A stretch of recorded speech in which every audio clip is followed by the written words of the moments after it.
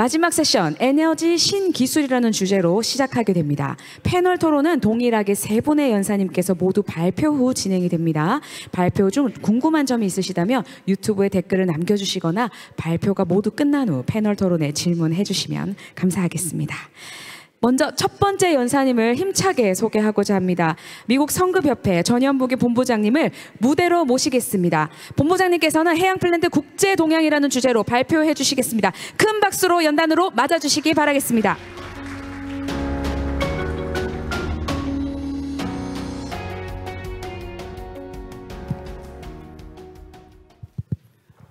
네, 안녕하십니까. 소개받은 전현무기입니다.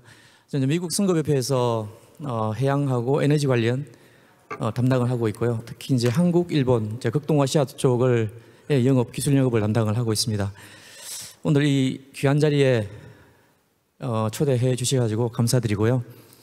제가 그 발표할 내용은 이제 옵쇼 인터내셔널 트렌드인데 오늘 보니까 앞에 되게 경험 많으신 분들, 교수님들, 저보다 많은 정보, 인사이트를 가지고 계신 분들이 계신 것 같아서 조금 긴장이 되는데, 자, 저는 저희 회사가 이제 분기별로 이런 이제 국제 옵쇼의 동향을 발표를 하는데, 오늘은 제가 그 기준으로 좀 발표를 진행하도록 하겠습니다.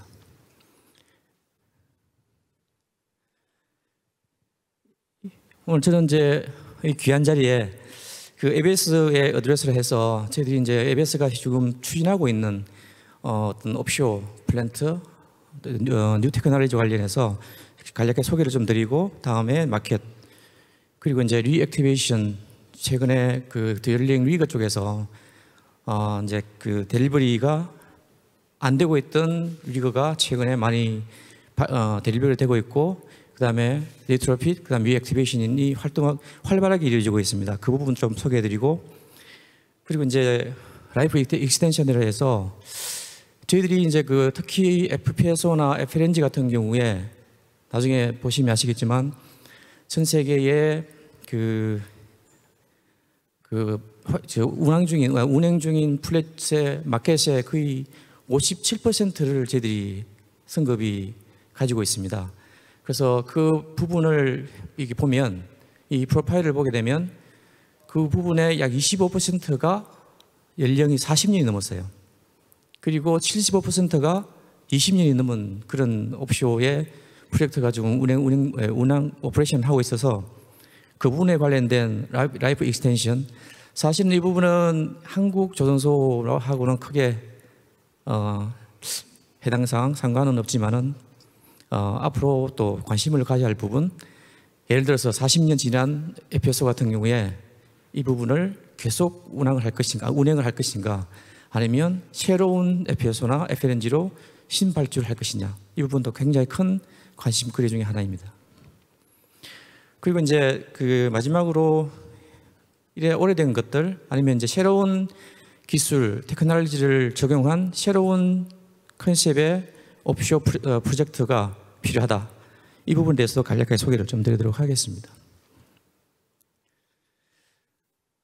저희 이제 회사는 그 안전 중심의 미션 드리븐으로 지금 오퍼레이션 하고 있고요. 저희 ABS는 1862년도에 설립된 비영리 성급이고 특히 저희들은 이제 이 사람, 피플, 그다음에 이제 디지털 신기술 그리고 이 신기술을 기반으로 만들어지는 소프트웨어 그리고 이제 디지털 어떤 그 플랫폼 프로덕트를 제공하고 서비스를 하는 이제 성급입니다.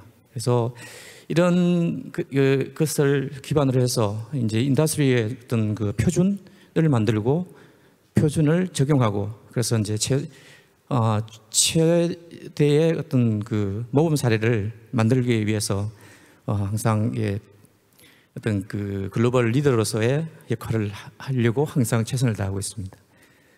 그리고 저희들이 이제 이 부분은 마지막에 ABS의 그 스피릿 이제 강조하는 부분이 Safety, People, Innovation, Reliability, Integrity, Teamwork, Quality 이렇게 저희들이 강조를 하고 있습니다.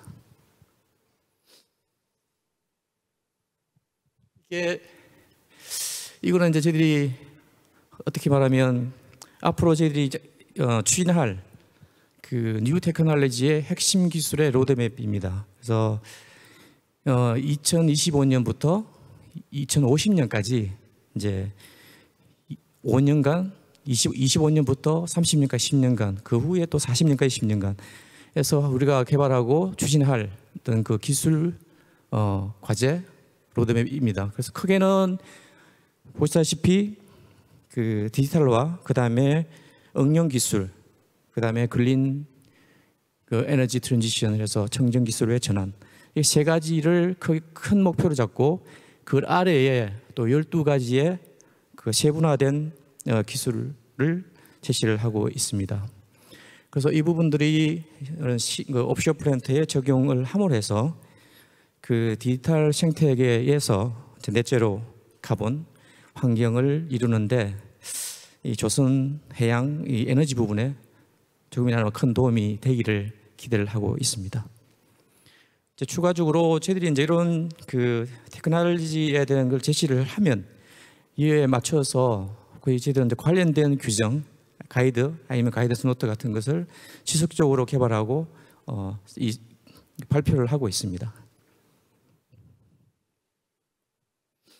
이외에 저희들이 이제 5가지 핵심 어떤 기술 하면 흔히 잘 아시는 CCS 카본 캡처 스토리지, 이제 그 오일 앤 가스가 지금 지속적이고 앞으로 때로는 2050년까지 증가할 거라는 그런 또 기대치도 있고 이런 예상이 있습니다. 그래서 저희들은 이제 오일 앤 가스와 동시에 카본을 탈탄소할 수 있는 이런 그 CCS와 같은 기술을 하나의 어떤 그 기술로 저희들이 간주를 하고 있고요. 그래서 이와 관련된 규정, 그 다음에 그 테크니컬 페이퍼도 이제 매년 출간을 하고 있습니다. 그리고 잘 아시는 글린, 블루, 하이드로젠, 그리고 이제 일렉트리피케이션, 이제 이런 전기화. 참고로 최근에 그 페트로브라스에서 P8485 FSO를 발주했는데 거기에 페트로브라스의 용어 중에 하나가 fully electrification. 그래서 탑 사이드에는 모든 부분이 일렉트릭 모터로 드리븐되는 내연기관이 다 사라졌습니다. 그래서 물론 이제 메인 덱의 폭은 굉장히 한 4~5m가 좀 더 이렇게 증가되고 탑 사이드 웨이트도 좀 늘어났지만 이 일렉트리피케이션이 어떤 오일 메이저의 어떤 트렌드인 것 같습니다.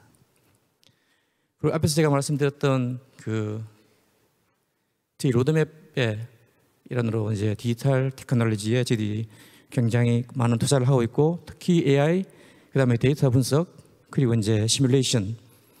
참고로 저희 이제 10월달에 저희 서울 사무실에 시뮬레이션 기술센터를 오픈을 했습니다. 그래서 그게 이제 우리 8분의 우리 박사님을 모실 것이고, 그래서 시뮬레이션 관련한 여러 가지 어떤 활동, 그리고 국내 조선소, 연구소와 이제 협업을 해서 많은 좀 결과물을 도출하도록 할 예정입니다. 그리고 최근에 많은 또 다른 부분 하나가 이 뉴클리어입니다. SMR 관련 부분에 저희들이 투자를 많이 하고 있고, 참고로 10월달에 이 뉴클리어 파워에 대한 ABS 규정이 발표가 되었습니다. 그래서 그 뉴클리어 파워 플랜트 아니면 뉴클리어 파워 바지, 뉴클리어 파워 플랜트에 대한 규정이 이제 발표되었고, 참고로 이제 저희 본사에서는 미국 에너지국 DOE의 펀딩을 받아가지고 이제 LNGC나 컨테이너, 그다음에 스웨즈막스의 SMR을 추진용으로 탑재한 그런 컨셉까지 좀 발표를 하고 있는 상황입니다.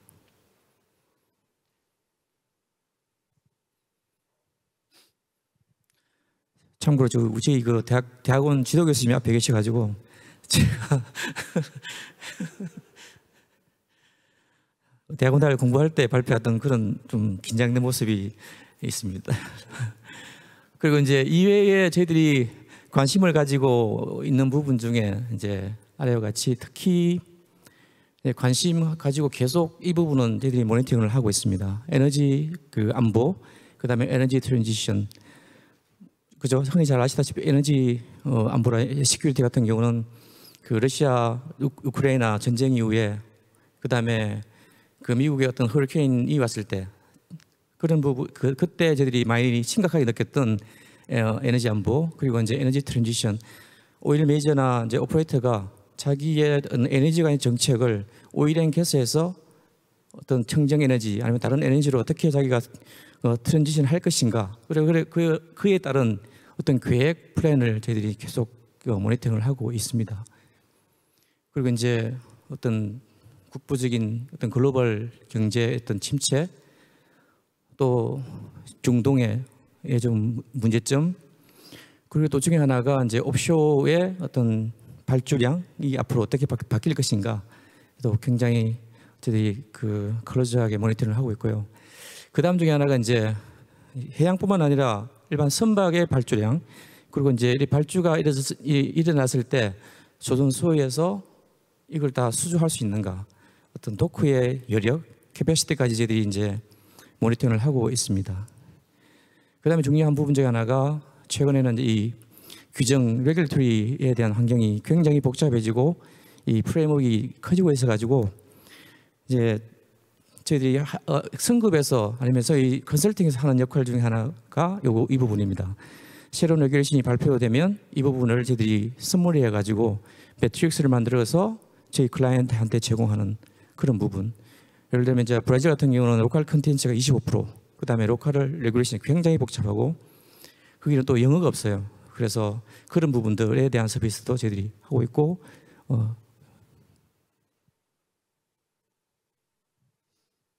이 부분은 이제 아마 다 잘 아시는 부분인데 어떤 이제 거시적인 어떤 비즈니스의 환경을 보게 되면 잘 아시다시피 지금 그 불확실성 그다음에 이제 어떤 그 리스크가 상당히 많이 있죠. 이게 지역적인 것 그다음에 이제 미국의 대선이 끝났지만 트럼프 당선 이후에 어떻게 바뀔 것인가 그다음에 이제 어떤 경제 지표 그다음에 소비 심리 그다음 중동 사태 홍해 그다음에 차이나하고 그 타이완 쪽의 어떤 긴장 관계 등등으로 인해 가지고 아마 세계 경제가 크게 밝지는 않을 것 같다라는 게 이 부분은 이제 저희들이 ABS 자체의 데이터입니다. 이제 저희들은 클락슨이나 아니면 EMA 이제 시계 다른 어떤 연구기관에 의뢰해 가지고 받은 데이터를 이렇게 다 종합해서 발표하는 분기별 데이터입니다.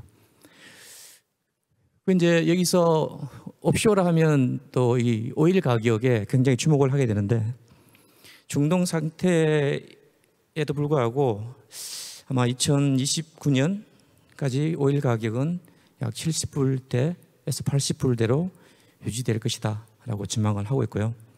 이후에 좀 더 다음 슬라이드에서 좀 더 상세 설명을 드리도록 하겠습니다. 그리고 여기에 이제 세 가지의 메가 트렌드 잘 아시다시피 디카본 지금까지 제가 강조했던 테크놀로지 그리고 마켓 중에서 이 스플라이 체인 이 부분을 저희들이 또 굉장히 큰 어떤 이 비즈니스에 영향을 미치는 어떤 메가 트렌드로 간주를 하고 있고 이 스플라이 체인에 관련해서는 최근에 이 3D 프린팅도 예를 들어서 이제 승거품이 아닌 비승거품일 경우에 자체적으로 3D 프린팅을 해서 만드는 경우 또 그 다음에는 이제 그 온보드에서 선박 안에서 자체적으로 제품을 3D 프린팅으로 생산해서 부품을 교체하고 사용하는 경우 이런 부분을 지금 국내에 그 생기원하고 다른 야드랑 이런 또 그 프로젝트로 또 하고 있습니다.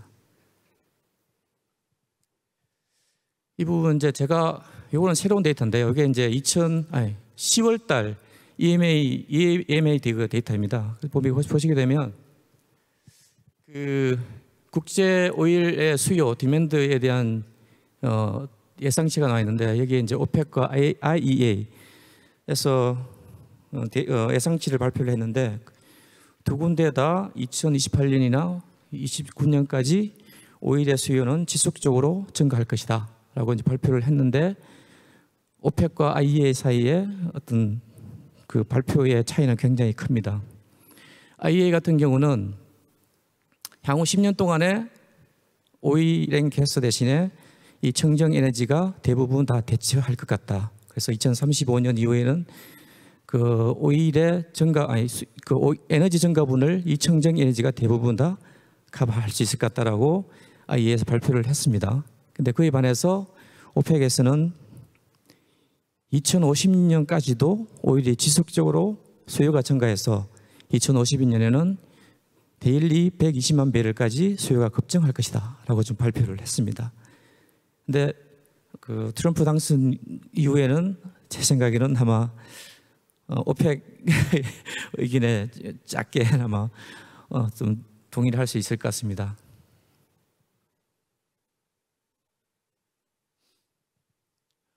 이 부분은 이제 그 좌측에 있는 부분은 이 리그의 용선율을 나타내고요. 오른쪽 부분은 옵쇼 그 플리트에 좀 개발되는 디벨로퍼율을 나타내고 있고, 좌측의 용선율을 보시게 되면은 현재 거의 90%에 육박하고 있고, 그리고 이제 용선 비용 코스트가 데일리 레이트의 비용이 지금 그 50만 그 US 달러가 지금 넘었었습니다. 왜냐하면 이제 지난 수년 동안에 조선소를 포함해 가지고 이 드릴링에 관련되는 어떤 역량이 굉장히 많이 축소가 되었고, 특히 국내에도 마찬가지고, 그리고 이제 그 최근에도 심해 투자가 좀 활발해지고 있는 것 같습니다. 그래서 미국에 있는 그 노블 드릴링 그 회장 되시는 분이 최근에 이제 발표한 내용을 보면 아마 2025년 후반기에서 26년 차 되면 이 드릴링의 레이트가 아마 기록적인 가격이 될 거다. 그래서 60만 달러까지 치솟을 것이다라고 지금 최근에 발표를 했습니다. 이 옵쇼 플리트 같은 경우는 보시게 되면 2017년까지는 지속적으로 성장을 했는데 2017년 이후로는 아주 유지되는 상황이고요. 이 부분은 조금 뒤에서 추가적으로 설명을 좀 드리도록 하겠습니다. 이제 올해는 보시게 되면 16개의 옵쇼 프로젝트가 발주가 되었습니다. 그리고 잘 아시다시피 이 옵쇼의 이 발주량은 이 그래프에 보시는 같이 오일 가격과에 따라서 굉장히 좌지우지되는 경향이 있습니다. 예를 들면 2020년에 기억하시는 오일 가격이 30배럴 이하로 떨어지고 할 때, 그때는 오일 이 프로젝트가 6프로젝트가만 발주가 되었고요. 그 전후에는 보통 20개에서 30개의 프로젝트가 발주가 되는데, 그런 부분. 그리고 이제 23년, 24년에는 오일 가격이 70불, 80불대임에도 불구하고 발주량이 상대적으로 적습니다. 그 부분은 이제 심해 투자가 이루어지고, 그리고 이제 아마 기억하시는 그 페트로브라스의 P8485 그 부분의 성과가 한 척당 포빌리언이죠. 4조 몇천억이라는 아주 기록적인 기록을 만들었죠. 그래서 두 척에 8조가 넘는 이제 성과가 이제 싱가포르의 시티룸에 이제 발주가 되었는데, 이와 같이 지금 이제 심해 투자용으로 발주되는 FSO나 FLNG의 가격이 높기 때문에 상대적으로 발주량 수는 그렇게 많지 않을 것이다라는 게 이 EMA의 그 레포트의 상치입니다. 이 부분은 저희들이 이제 앞으로의 옵션 마켓을 보면 전체적으로 일반적으로는 굉장히 이제 리커버리가 되고 포지티브하다. 왜냐하면 오일 가격이 아주 70불대, 80불대에서 유지가 되고 있기 때문에 이렇게 예상을 할 수가 있고, 앞에서 제가 말씀드렸다시피 이 드릴링 리그의 그 용선율이 90%를 넘고 있고요. 근데 이제 문제점은 어떤 그 인플레이션이라든가 그다음에 드릴링 장비의 공급망의 어떤 약간의 차질 이런 것 때문에, 그리고 야드의 캐파시티 때문에 드릴링에 대한 신조는 그렇게 많지 않을 것이다. 라고 예상을 하고 있습니다. 이게 이제 이 부분에 그 뉴콘에서 상대적으로 이 프로덕션 그 FPS나 FLNG 같은 그 생산 설비 같은 경우는 계속적으로 이제 지속적으로 그 발주 수량이 나올 것 같고요. 뭐 이렇게 작게나마 연 12기에서 15기 정도로 예상을 하고 있습니다.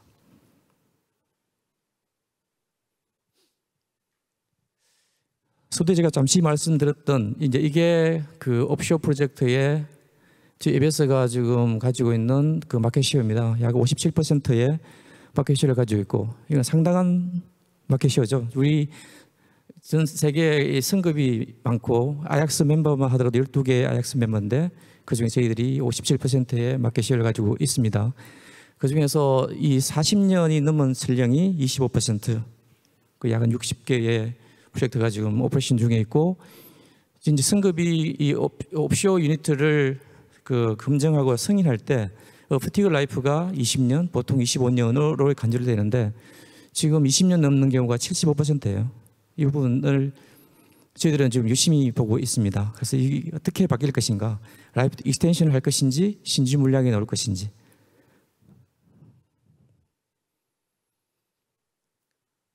앞에서 잠시 말씀드렸던 이제 리액티베이션입니다.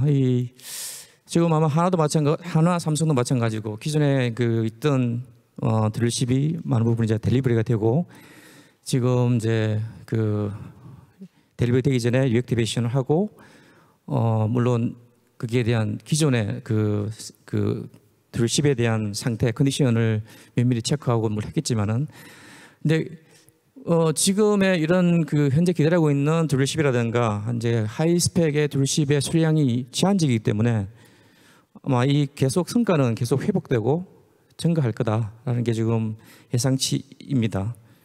그런데 문제점이 중에 하나가 여기에 이퀴먼트라든가 그다음에 그 OEM의 어떤 그 델리버리 할 수 있는 캐파시티 능력에 따라서 이 리액티베이션의 전반적인 스케줄에 차질을 빚을 것이다. 그 앞에 저희들이 계속 강조하는 부분 중에 하나가 피플입니다. 지금 경력직 야드에서 툴십을 이렇게 야드뿐만 아니라 오퍼레이터도 마찬가지고요. 이 툴십에 경험이 많은 분들이 굉장히 부족한 것 같습니다. 그래서 저희들이 people. 그래서 저희 ABS에서도 굉장히 강조를 하고 있습니다.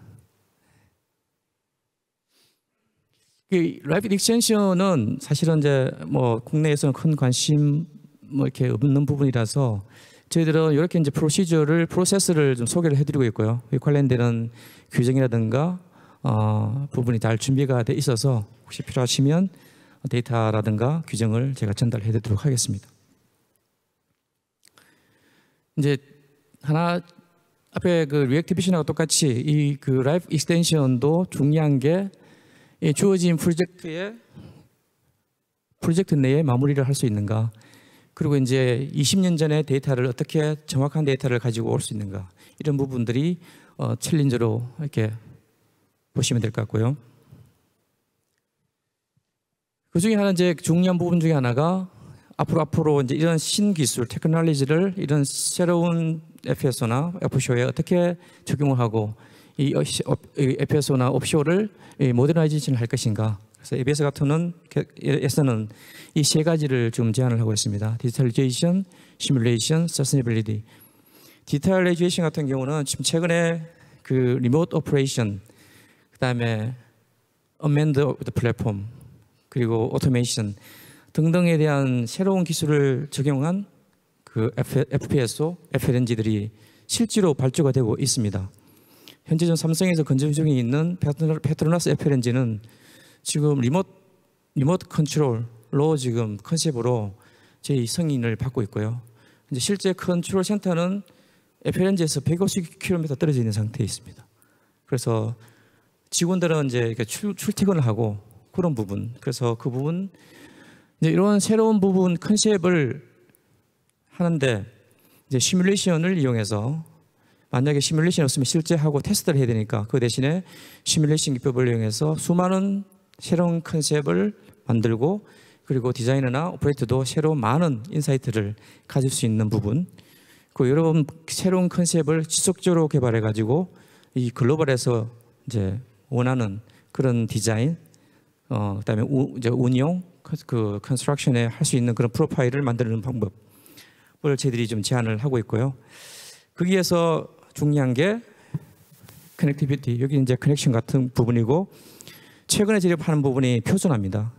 예를 들면 그 SBM하고 모덱 같은 경우는 자기의 표준 FPS를 개발해 가지고 그 엑산이 아프리카 리자에 지금 4척 5척 연속적으로 옵쇼에서는 드문 어떤 시리즈 컨셉의 FPS를 계속 제공을 하고 있거든요. 그런 부분을 강조를 하고 있습니다. 지금 챌린저로는 아마 여기 계시는 수많은 또 경험 많은 분들이 지금까지 닥쳤던 그 어떤 이런 챌린저를 잘 극복하고 앞으로도 이제 다 극복하시겠지만은 현재 저희들이 바라보는 글로벌 챌린저로는 12야드의 캐파시티입니다. 이제 조선의 발주가 늘어나고 이제 코로나 이후에 발주가 늘어나서 지금 옵쇼를 받을 수 있는 도크의 캐파가 되는가. 그리고 이제 장비의 어떤 그 델리버리 시점이 굉장히 늦어지고 있다. 그래서 때로는 FLNG 같은 경우는 장비가 공급되는데 24개월, 때로는 30개월을 내리는 경우도 있다. 이런 문제점이 있고요. 그리고 이제 다시 말씀드리지만은 사람입니다. 경험 있는 분, 때로 오퍼레이터도 부족한 상황이고요. 그래서 저는 제 프레젠테이션을 이 아래에 있는 이 부분으로 마무리할까 합니다. 만약에 옵쇼가 발주가 증가하면 과연 여기 계시는 여러분들하고 시스템이 그거를 받아들일 준비가 되어 있습니까? 라고 마무리를 하고 싶습니다. 네, 감사합니다. 네, 의미 있는 질문까지 전현복의 본부장님 유익한 발표 진심으로 감사드립니다. 다음으로 PKR 오프쇼어의 신은비 이사님께서 바람을 활용하다 글로벌 해상풍력 산업에서의 한국의 경쟁력이라는 주제로 발표해 주시겠습니다. 연단에 오르실 때 모두 큰 박수로 환영해 주시기 바랍니다.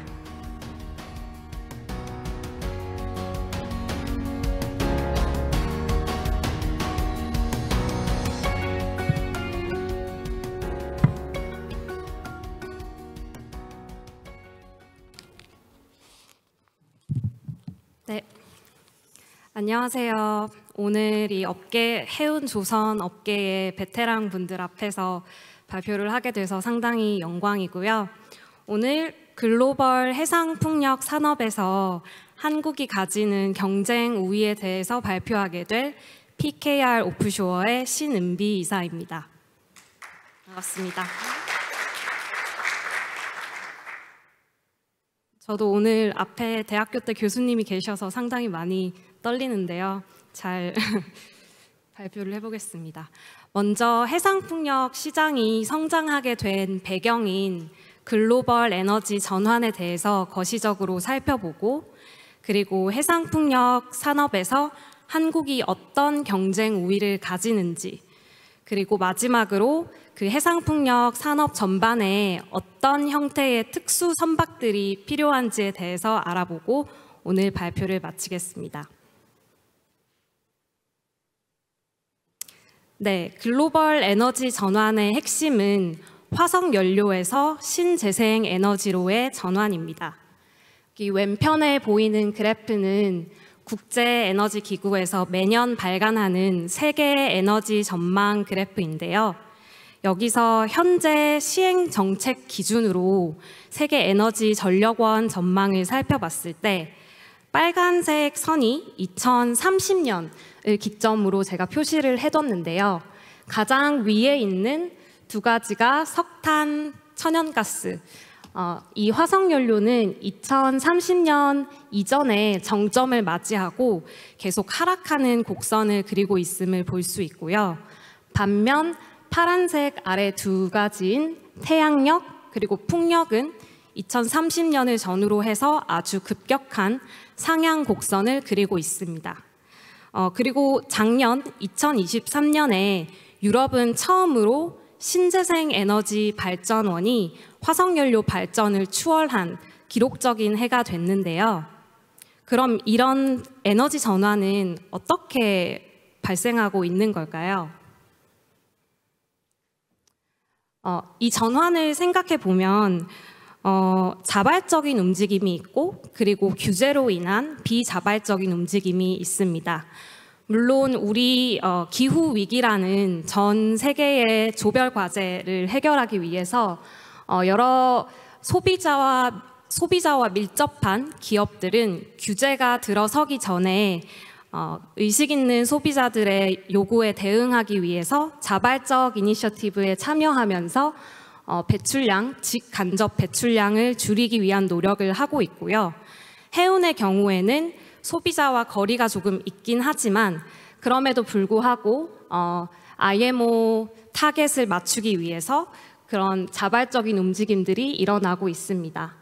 어제 오늘 많은 연사분들께서 해운 이니셔티브를 말씀해 주셔서 저는 그중에서 올해 EU에서 패스가 된 메탄 집약도에 대한 규제, 그리고 지금 IMO에서 활발하게 논의하고 있는 대체 연료와 기존 연료 가격 차이를 줄이기 위한 카본 레비에 대해서만 언급을 하고 넘어가겠습니다.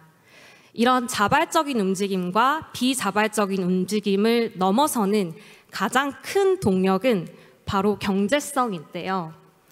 경제성은 이 발표에서는 제가 전력 생산 단가, 균등화 발전 비용이라고 해서 LCOE라고 표현을 하겠습니다.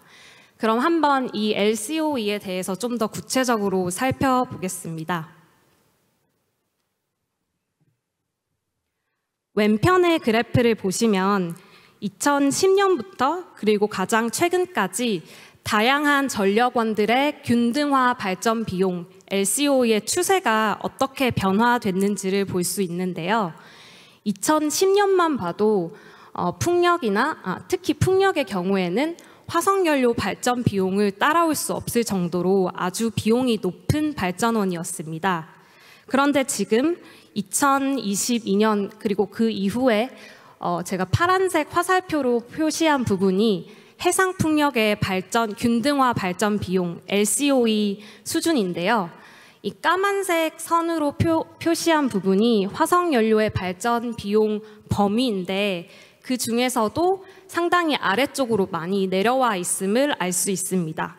특히 주목할 점은 태양력 그리고 육상풍력의 경우에는 이미 화석연료 중에서도 낮은 수준, 특히 육상풍력은 화석연료보다 이 LCOE 비용이 상당히 낮은 수준으로 내려와 있음을 볼 수 있습니다. 이 주요한 이유는 태양열의 경우 패널 단가 하락, 그리고 풍력의 경우 터빈 사이즈의 대형화, 그리고 집적화로 규모의 경제를 이루었기 때문에 이런 발전 비용의 하락이 이루어질 수 있었습니다. 그래서 2018년을 기점으로 풍력의 경우 유럽을 넘어서서 아태 지역으로 본격적인 시장 확장을 보이고 있습니다. 오른편 그래프는 최근 5년간 신규 발전 설비 투자 규모를 보여주고 있는데요. 왼편의 초록색이 신재생 에너지 투자 규모이고 그리고 그 옆에 파란색이 화석연료 투자 규모입니다.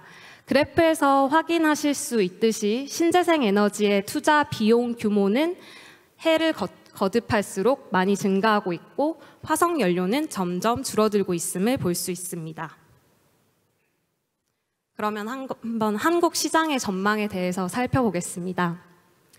해상풍력은 이 터빈 사이즈의 대형화가 LCOE의 하락을 이끌었다고 말씀드렸는데요. 지금 2023년 현재 가장 큰 사이즈에 생산되고 있는 터빈은 18메가와트 규모의 터빈입니다. 그런데 업계 전망에 따르면 2030년의 경우 약 터빈 사이즈가 25메가와트에 달할 것으로 이야기하고 있고요. 지금 터빈은 이 해상에 설치될 때 해저에 고정된 방식인지 아니면 부유식, 그러니까 앵카로만 바닥에 고정이 되어 있고 터빈 자체는 떠다니는 부유식 타입인지에 따라서 두 가지로 나뉘는데요. 2030년에 터빈 사이즈가 25메가와트 규모가 될 때는 고정식이 아닌 부유식이 주된 터빈 방식이 될 것으로 예상하고 있습니다. 그러면 이런 풍력의 개발 트렌드에 따라서 한국이 어떤 전략적인 위치를 가지는지 살펴보면 터빈이 대형화되면서 이 터빈을 수송하는 공급망, 그리고 터빈을 비롯한 모노파일이나 그 밑에 하부 구조를 생산하는 중공업의 중요성이 강조될 수밖에 없습니다. 한국은 해안가에 구축된 중공업 단지, 그리고 세계적인 수준의 철강 산업, 또 철강, 조선, 기자재가 인접해서 있다는 클러스터 경쟁력이 있고요. 이에 더해서 이 글로벌 해상풍력 시장에서 모두 사용되는 서브시 케이블, 해저 케이블의 경우 한국 기업이 세계 1위 시장 점유율을 가지고 있습니다. 또한 풍력 타워도 한국 기업이 마찬가지로 점유율 1위를 장악하고 있는데요. 이런 한국의 현재 현황들은 부유식 해상풍력에서 발전 단가, LCOE를 인하할 수 있는 아주 매력적인 전략적인 이점으로 작용을 하고 있어서 많은 해상풍력 개발사 그리고 터빈 생산 기업들이 한국을 아시아 태평양 지역의 부유식 풍력 허브로 생각하고 있습니다. 그렇지만 아직 한국의 해상풍력은 그 궤도에 올라온 상황은 아닌데요. 여기는 여러 가지 병목 현상이 있기 때문입니다. 인허가 절차에도 문제가 있고 또 전력 개통망과 연계의 문제, 또 항만 시설 등의 인프라에 대한 투자가 이루어져야 하고요. 이러한 한국이 가진 장점을 모두 가졌음에도 불구하고 이런 병목 현상들을 넘어선 주목할 만한 케이스는 바로 중국입니다. 중국은 2014년부터 해상풍력 설치를 정부 주도로 진행해 와서 지금은 명실상부 세계 1위의 해상풍력 설치 용량을 자랑하고 있습니다. 아래 왼쪽에 보이는 이 설비가 조금 특이하게 생겼는데요. 바로 올해 8월에 중국에서 진수한 부유식 해상풍력 설비입니다. 터빈 사이즈는 16.6메가와트이고 이 전력량은 1년에 3만 가구에 전력을 공급할 수 있는 전력량이라고 합니다. 이 터빈의 최대 높이는 219m로 한국의 경우 지금 해상풍력 타워 고도를 제한하는 규제가 있기 때문에 한국에서는 규제로 인해서 설치할 수 없는 사이즈의 터빈 설비입니다. 네, 그러면 한국에서 어떤 해상풍력 보급 목표를 가지고 있는지 살펴보면요. 정부는 10차 전력 수급 기본 계획을 바탕으로 2030년까지 14.3기가와트의 해상풍력 보급 목표를 가지고 있습니다. 이 목표를 2030년까지 달성하기 위해서는 약 9조 원의 투자가 필요할 것으로 예상됩니다.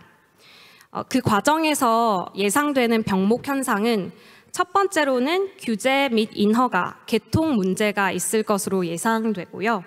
두 번째는 전문 선박의 부족이 두 번째 병목 현상이 될 것으로 예상됩니다.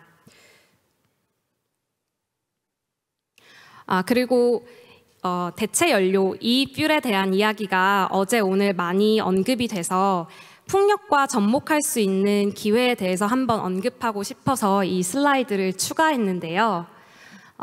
풍력은 청정에너지원이라는 장점이 있긴 하지만 그 전력 생산량이 항상 일정하지 않기 때문에 간헐적이라는 단점을 가지고 있습니다.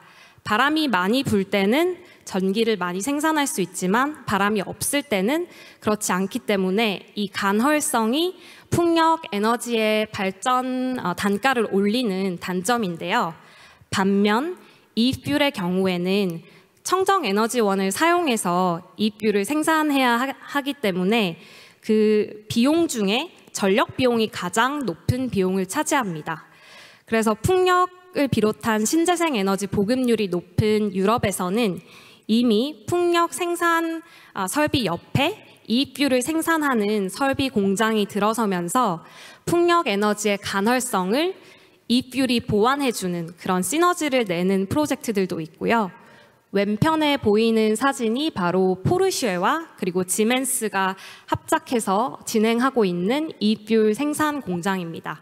그래서 한국도 신재생 에너지 보급률이 어느 정도 궤도에 올라서고 나면 이익뷰 생산과 같이 연계할 수 있는 시너지를 창출할 수 있으리라 생각돼서 언급하고 싶었습니다. 네, 그럼 이 슬라이드에서는 해상풍력 건설 단계별 필요한 선박 종류를 보여주고 있는데요. 왼편 가장 위에 있는 선박은 윈드 터바인 인스톨레이션 베슬로 터빈 설치 선박입니다. 이미 한국 조선소가 세계에서 기술 우위를 장악하고 있는 선종이기도 하고요. 그리고 선박 부족 현상이 심한 선종 중에 하나이기도 합니다. 두 번째는 피더 바지로 다이나믹 포지션, 그러니까 파도와 조류에 저항해서 항상 일정한 위치를 유지할 수 있는 DP 기능을 가진 바지인데요. 이 선박은 이 WTIB가 없을 때 사용되는 편입니다. 그리고 다음은 헤비 리프팅 베슬로 중량물 운반선인데요. 중량물을 운반하기 위해서 반잠수식으로 발라스팅을 할 수 있는 그런 특수 선박입니다. 그리고 오른편은 서비스 오퍼레이션 베슬로 수상 호텔 정도로 생각해 주시면 됩니다. 터빈을 유지 보수하기 위해서 기술자들이 머물면서 그런 활동을 할 수 있는 선박이고요. 그리고 아래 왼편에 CTV는 크루 트랜스퍼 베슬의 약자로 선원, 기술자들 통근용으로 쓰이는 선박이고, 오른편은 케이블 레잉 베슬로 해저 케이블을 설치하는 케이블 설치 선박이고, 마지막은 앵카 핸들링 터그 서플라이로 부유식 해상풍력의 경우에는 많은 앵카들이 필요한데요. 그런 앵카를 설치하고 핸들링하는 역할을 하고, 또 위와 같은 피더 바지를 끄는 역할을 하기 위해서 앵카 핸들링 선박이 사용됩니다. 방금 말씀드린 선박들은 두 가지로 분류를 할 수 있는데요. 하나는 이 선박들이 건설, 커미셔닝하는, 그러니까 공사하는 단계에 필요한 선박인지, 아니면 이 해상풍력 설비들이 모두 설치된 이후 유지 보수하는 기간 동안에 필요한 선박인지로 분류할 수 있습니다. 보통 건설과 커미셔닝에는 약 2에서 3년 정도 시간이 걸리고, 유지 보수는 터빈의 생애 주기만큼, 그래서 20년, 30년 이렇게 긴 기간 동안 필요한 선박들입니다. 선박의 병목 현상은 주로 이 처음 건설, 커미셔닝, 설치하는 단계에 있는 선박들이 주로 병목 현상을 일으키고 있습니다. 그래서 용선 기간도 건설 기간에 필요한 선박들은 단기 3년 이내로 용선을 하고, 유지 보수는 길게는 15년, 20년까지도 용선을 하는 경우가 있습니다. 이 페이지는 저희 회사에서 보유한 해상풍력 건설 생애 주기별 필요한 선박들을 한 페이지에 나타냈는데요. 바지 선박, 그리고 앵카 핸들러, DP 기능을 보유한 플랫폼 서플라이 베슬, 그리고 웍투웍 선박도 마찬가지로 수상 호텔로 생각해 주시면 되는데요. 그 어커모데이션에서 일하는 곳까지 걸어서 갈 수 있다는 뜻으로 walk to work이라고 부르기도 합니다. 또 SOV, 서비스 오퍼레이션 선박은 유지 보수 단계에 필요한 선박이고요. 마찬가지로 해상 호텔 겸 사무실 겸 창고 겸으로 생각해 주시면 되고, 그리고 오른편에 있는 선박은 커미셔닝 서비스 오퍼레이션 베슬로, 이 선박은 설치 단계에서 필요한 선박인데요. 터빈을 커미셔닝하는 단계에서는 아주 많은 인력의 기술자들이 필요하기 때문에 이들을 수용할 수 있는 해상 호텔, 사무실, 창고라고 생각해 주시면 됩니다. 그리고 마지막은 해상풍력 공사가 시작될 때 가장 처음에 필요한 선박으로 통근용 선박으로 생각을 해 주시면 되고요. 연안에 있는 해상풍력 공사의 경우에는 해상 호텔과 같은 선박들은 필요하지 않을 수 있고, 육지에서 숙소를 지내면서 통근할 때는 이 CTV가 사용됩니다. 네, 그리고 저희 PKR 오프쇼어는 2018년 대만 시장에 진출해서 그때부터 있었던 모든 해상풍력 공사들의 저희 선박들을 공급하면서 참여를 했고요. 그리고 대만 시장에서 쌓아온 노하우를 바탕으로 아시아 태평양 지역의 한국, 일본, 필리핀, 호주 등 국가에서 새롭게 시작되는 해상풍력 공사에 필요한 선박들을 공급하는 역할을 하고 있습니다. 터빈 제작사 중에 이제 베스타스와 지멘스 가메사가 세계 1, 2위 터빈 제작사인데요. 이 회사들과 맺은 파트너십을 바탕으로 선박 공급을 하기 위해 한국 시장에서도 파트너를 모집하고 있습니다. 네, 여기까지 발표였고, 그리고 아까 잠깐 말씀드린 커미셔닝 서비스 오퍼레이션 베슬 CSOB에 대한 영상을 간략하게 준비해서 영상을 보면서 발표를 마치겠습니다.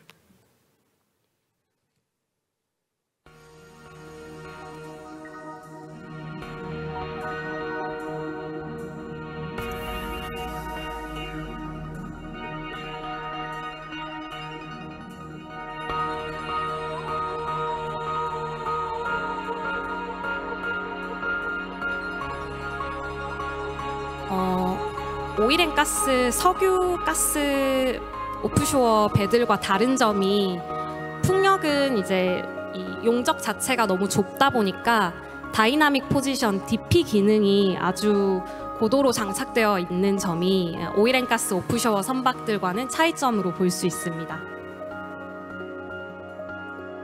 그리고 대부분 이제 친환경을 선도하는 기업들이 용선주이기 때문에 대체 연료 및 배터리 하이브리드 방식에 대한 요구가 기본적으로 탑재되어 있습니다.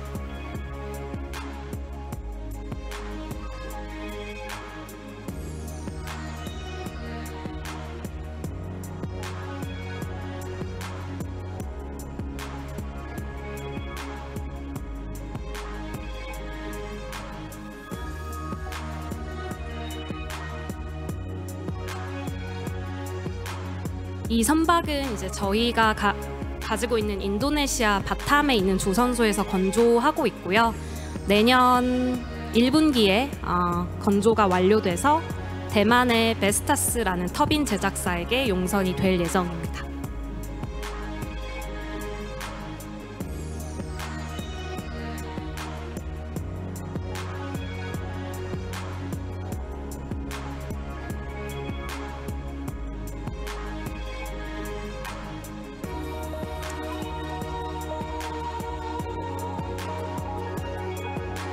화물을 수송하는 상선과는 다르게 이제 기술자분들이 주로 선박을 사용하기 때문에 이런 내부 시설들을 상당히 많이 요구사항들이 많이 있더라고요.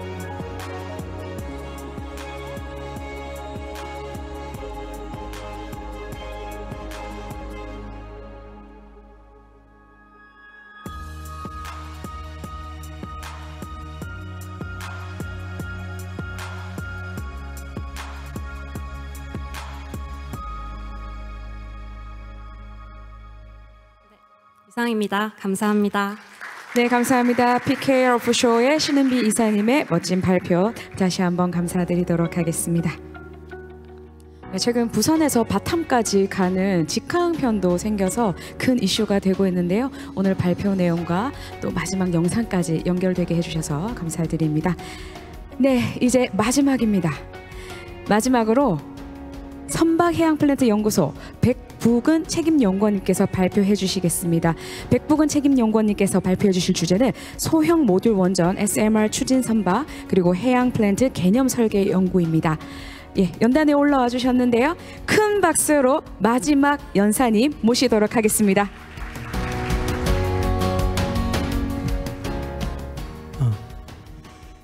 예, 반갑습니다. 선박해양플랜트 연구소의 백부근입니다. 마지막 발표까지 이렇게 남아주셔가지고 감사드리고요. 조금 기술적으로 조금 다른 분야이긴 한데 좀 재미있게 봐주시면 좋을 것 같습니다. 어차피 SMR이라고 해서 해양기자재와 다를 것이 없다고 생각을 합니다. 어차피 엔진을 저희가 개발하는 것이고 그 엔진이 선박에 탑재되는 것이기 때문에 그런 관점에서 보시면은 저희가 하고자 하는 것들을 조금 더 친근하게 다가와 주실 수 있을 것 같습니다. 보시는 그림은 저희가 이제 개념도를 저희 크리소에서 그린 그림인데요. 앞에서 이렇게 신나게 달리고 있는 컨테이너선에 SMR이 지금 장착이 되어 있고요.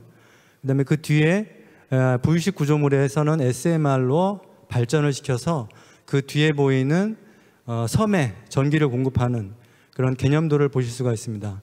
저희가 꿈꾸는 SMR의 그 미래상을 이제 보실 수가 있는데요. 이러한 그림을 가지고 저는 이제 시작을 하도록 하겠습니다. 저희가 사업 개요, 그다음에 연구 필요성, 연구 성과 활용 방안 순으로 발표를 하도록 하겠습니다. 저희가 지금 소형 모듈 원전 관련한 이 과제는 해양수산부의 지원으로 현재 진행이 되고 있습니다. 24년도 1월부터 28년도 12월까지 2단계에 걸쳐서 진행이 되고요. 직접비로는 약 75억 원, 연당 한 15억 원 정도의 직접비가 지금 투여될 예정으로 있습니다. 그래서 이 탈탄소 사회를 위한 SMR을 고려해서 선박과 해양 플랜트의 설계 기술 그리고 성능 평가 기술을 확보하고 상용화 기반을 마련하기 위해 저희가 SMR 추진선과 부유식 SMR 발전 플랫폼을 개발하고 단계적 실증에 기여한다라는 목표를 가지고 있습니다. 연구 내용은 SMR 추진선 개념 설계 그리고 선박과 원자력을 통합을 해서 안전 해석을 하는 그 프레임워크를 개발하는 것이 되겠습니다. 그리고 SMR 추진선의 추진기 설계 그리고 추진 시스템 개념 설계 그리고 부유식 SMR 발전 플랫폼 설계 기술 개발 등 3가지로 크게 구성이 되어 있습니다. 연구개발 필요성과 국내의 동향 말씀드리겠습니다. 아마 뉴스를 통해서 들으신 분도 있겠지만 역사상으로 인류 역사상 올해가 가장 더운 한 해였다고 합니다. 2024년도가 가장 더웠다고 하는데요. 그만큼 기후변화가 굉장히 급박하게 진행되고 있습니다. 그래서 IMO에서도 아시는 바와 같이 MEPC 80에서 2050년까지 선박 무탄소 배출을 목표로 하여서 지금 진행을 하고 있습니다. 그리고 EU도 Fit for 55 법안을 통해서 2030년까지 90년 대비 CO2 배출을 55% 감축을 목표로 하고 있습니다. 아래 이제 ABS에서 출처한 그림인데요. 점차적으로 무탄소 연료로 선박의 연료가 바뀌는 예측 그림을 볼 수가 있습니다. 또한 이제 국제해사기구의 LCA를 고려한 넷제로 달성에 대해서는 고려해 보면 실제로 웰투 웨이크를 고려할 때 이제 정말 진정한 무탄소 연료는 SMR밖에 없겠다라고 이제 생각을 할 수가 있을 것이고 지금은 첫 걸음을 걷고 있지만은 앞으로 미래를 대비해서 이제 기술을 개발해야 되지 않겠나 그런 생각을 하고 있습니다. 저희 연구소는 일찍이 2009년도부터 한국원자력연구원과 협력을 시작을 했습니다. 그래서 2022년도에 공동 연구 업무 협약을 체결했고요. 그리고 조연소에서도 지금 활발하게 움직이고 있습니다. 특별히 2023년부터 2026년까지 한국원자력연구원과 삼성중공업 그리고 저희 선박해양플랜트 연구소가 과기부와 해수부의 지원을 받아서 MSR이라는 그 용융염 원자로의 핵심 원천 기술을 개발하는 사업을 좀 진행을 하고 있습니다. 국외 연구개발 동향을 보시면은 앞서서 ABS 전영무기 본부장께서 말씀하신 것처럼 미국 에너지부에서는 ABS와 함께 원자력 추진 컨테이너선의 연구 계약을 했고 그다음에 원자력 실증 프로젝트 주요 지침을 지금 마련 중에 있습니다. 특별히 이런 컨테이너선과 수에즈막스 유조선에 대한 개념 설계를 이와 같이 지금 ABS에서 이미 지금 공개한 바 있습니다. 특별히 IMO에는 올해 2024년도 3월에 원자력 상선의 안전 코드 개정화를 위한 의제 문서가 제출되었습니다. 그래서 이제 인포메이션 문서긴 하지만 그 안에는 기존에 있던 그 경수로 기반의 원자력 상선에 대한 안전 코드를 이제 차세대 원자력으로 갈 수 있는 그 안전 코드로 개정을 할 필요가 있다라는 것을 강력하게 좀 주장을 하고 있습니다. 그래서 IMO에서도 지금 해양 원자력에 대해서 지금 이제 관심을 갖고 지켜보고 있고 IAEA에서도 지금 굉장히 활발하게 움직이고 있는 상황입니다. 근데 원자력이라는 걸 많은 분들이 아시겠지만 방사능이라는 것 때문에 굉장히 두렵고 또는 공포에 지금 저희가 이제 처해 있는 상황이라고 할 수가 있는데요. 일찍이 일본에서는 벌써 70년도에 무쯔호라는 원자력 선을 이미 만드는 바가 있습니다. 하지만은 이 무쯔호에서 방사능이 누출되었어요. 방사능이 누출돼서 이 많은 어선들이 지금 모여가지고 무쯔호의 출항을 반대하는 이런 사진들이 지금 보실 수가 있습니다. 그리고 아시다시피 또 역시 일본인데 후쿠시마에서 원전 사고가 2011년도에 일어났죠. 그래서 이 반응로가 자체가 지금 폭발을 해서 다 녹아내린 그런 모습을 볼 수가 있는데요. 그래서 지금까지도 많은 폐해를 여러 나라에 지금 미치고 있습니다. 그래서 저희가 연구하는 데 있어서 가장 큰 핵심 항목 중에 하나가 다양한 사고 시나리오를 고려한 SMR 추진선과 부유식 SMR 발전 플랫폼의 안전성을 평가하고 그다음에 기술을 확보한다. 이것이 가장 큰 핵심 목표가 되겠습니다. 또 한 가지 말씀드릴 것은 저희가 일반적으로 이 물을 냉각제로 사용하는 경수로의 경우에는 이 냉각제가 딱 상실되면 수소 폭발이나 노심이 녹아내리는 이런 상황이 발생하게 됩니다. 그리고 핵 연료 재장전 주기가 굉장히 짧습니다. 지금 현재 저희 나라의 육상에 건설된 그 경수로 기반의 핵 발전소는 약 18개월마다 핵 연료봉을 교체해 줘야 됩니다. 그리고 물로 다 냉각을 시키기 때문에 물이 이제 끓게 되겠죠. 끓으면서 기포가 발생해서 투페이즈 이상 유체가 이제 발생을 합니다. 그거 자체가 반응로의 불안전성을 유기하기 때문에 저희가 고압 시설을 마련해서 고압을 가해서 그 기포들을 다 제거를 해줘야 됩니다. 그래서 고압 용기와 고압 시설이 필요하기 때문에 시설이 대규모화될 수밖에 없습니다. 하지만 저희가 해양에 이용하려고 생각하고 있는 용융염 원자로의 경우에는 냉각제 상실에 의한 수소 폭발이나 노심 용융 가능성이 없습니다. 그리고 핵 연료 재장전 가능성도 저희가 배를 운행하면서 바로 핵 연료를 넣을 수가 있기 때문에 핵 선박의 주기 동안에 그대로 유지를 할 수가 있습니다. 그래서 20년에서 30년 동안 지속해서 운영을 할 수가 있고요. 그다음에 낮은 압력 운전으로 이게 고압이 필요 없기 때문에 그 시설 자체가 굉장히 작아질 수가 있죠. 그래서 스몰 머듈러 리액터가 될 수가 있습니다. 이렇게 안전성을 확보를 하게 되면은 저희가 이런 반응로를 해양 적용할 때 좀 더 주민들의 수용성을 확보할 수 있지 않겠나 해서 원자력 연구원과 저희가 협력해서 연구를 지금 진행하고 있습니다. 다음은 연구 개발 목표 및 내용에 대해서 말씀드리겠습니다. 저희가 이제 비전은 위에서 보시는 바와 같고요. 그다음에 핵심 기술로서 이 개념 설계 기술과 그다음에 이 추진선과 발전 플랫폼의 유체 운동 성능 평가 기술 그리고 가장 중요한 안전 해석 기술을 개발하는 것을 핵심 기술로 지금 삼고 있습니다. 그래서 저희가 앞으로는 2028년도가 되면 저희가 미래를 바라볼 때 탈탄소 선박의 상용화를 위해서 저희 기반을 좀 마련하겠다. 그리고 무탄소 발전 시스템의 설계 기술을 개발하고 IMO 등의 저희가 국제 규제를 좀 선도해서 유럽이나 미국에 끌려가지 않고 저희가 좀 선제적으로 나아갈 수 있는 이런 국제 규제를 좀 선도하겠다는 야심찬 그런 목표를 가지고 있습니다.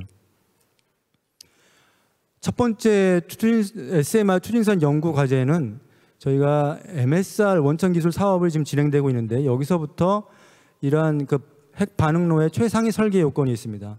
그 재원과 그다음에 출력 이런 것들에 대한 그 설계 요건으로부터 SMR 추진 선박의 설계 요건을 정립하고 또 규정을 저희가 세우게 됩니다.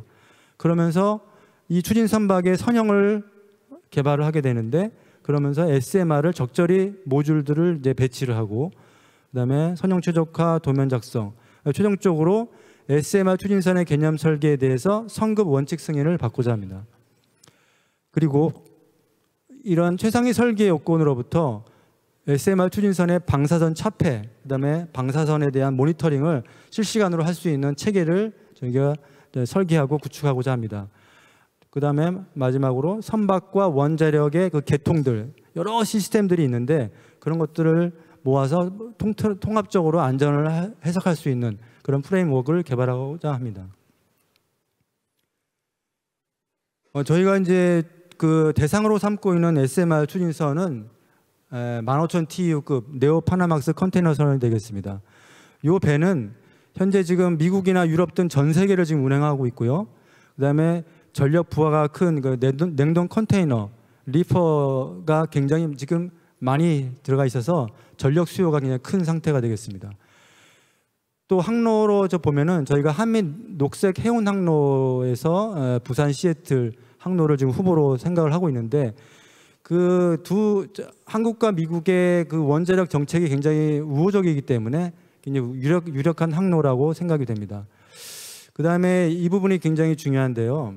지금 아시아와 북미 간의 위클리 서비스를 지금 현재 6대의 15,000 TEU 컨테이너선이 지금 운행을 하고 있고, 그다음에 근데 문제는 이제 탄소 배출이나 여러 가지 이유 때문에 약 16노트 굉장히 낮은 속도로 지금 운행을 하고 있죠.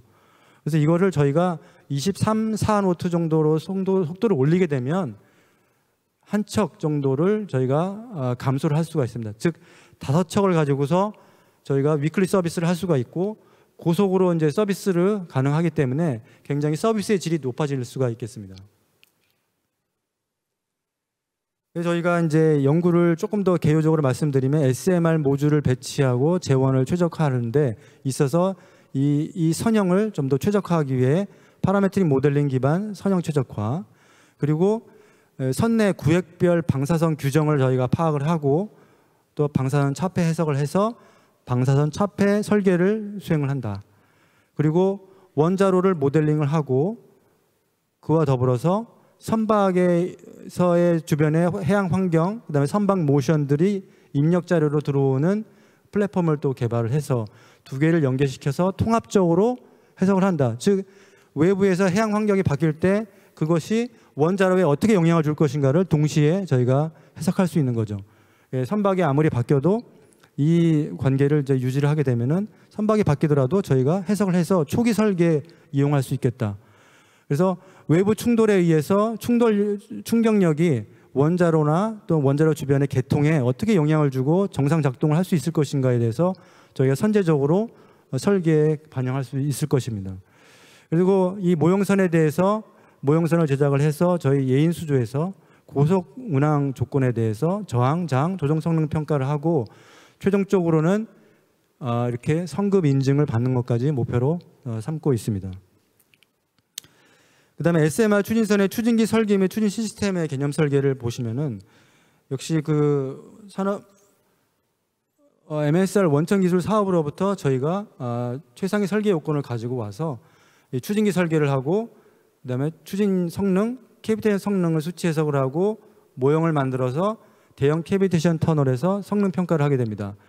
그리고 역시 최상의 설계 요건으로부터 SMR 추진 시스템을 저희가 설계를 하게 되는데 이 추진 시스템을 설계할 때는 SMR의 출력 특성과 전력 계통 여러 가지 특성을 갖다가 감안을 하는데 저희가 전기 추진 시스템이 유력하다고 지금 생각을 하고 있습니다.